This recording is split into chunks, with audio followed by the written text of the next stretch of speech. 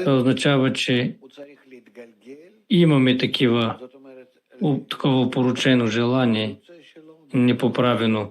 То трябва да се промени, да еволюира това желание. Неговото развитие, то преминава през състояние, когато вече то спира да бяга зад всички наслаждения, удоволствия, всъщност започва да се появяват и проблеми. Има част страдание от това, че желанието не може да се напълни. Това не е страшно, но има страдание от това, че не, аз не мога да се напълня, а страдам много от това, че усещам, виждам непоправеност. То желанието за получаване започва да страда от недостига не от недостига на удоволствие, а от недостиг на жизненост. Тук има разлика. Има недостиг от необходимост, има недостатък от излишество, докато не умре. И по такъв начин ние виждаме, че желанието за получаване може да се насочва много уверено във всяка посока. Това е това, което ние виждаме между нас. Страданията те насочват хората да избягат от тях, от страданията, т.е.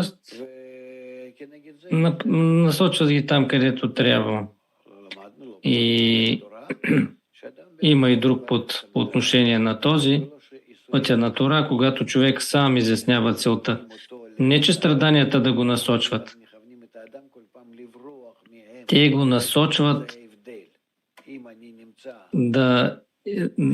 те го насочват към целта, а не да бяга от тях, от страданията. Ако аз се намирам в определена ситуация и се чувствам зле в тази ситуация, тогава аз се опитвам да избягам от тази ситуация, от това състояние, защото това състояние ме хвърля в обратната посока. Само на определено разстояние. Така че, ако аз успея да се отделя от това състояние на страдание, за да не чувствам страданието, и за мен това е достатъчно, изпирам. И след това отново, където съм спрял, се появява ново състояние. И тук отново трябва да бъде определена посока да избягам от следващото състояние. И така аз през цялото време избирам само на какво разстояние да избягам. Само за да не чувствам страдание. И през цялото време съм в такова зигзагообразно движение. Така се въртя. Това може да отнеме поколения, години. Къде е разликата? Това се нарича пътят на страданието.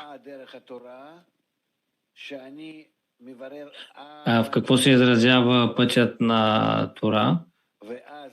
Първо аз изяснявам целта. И тогава, така по много правилен начин, аз достигам до целта. На разстояние 125 степени. Това е най-бързия и приятен път. Така правя. Това е пътят на Тора.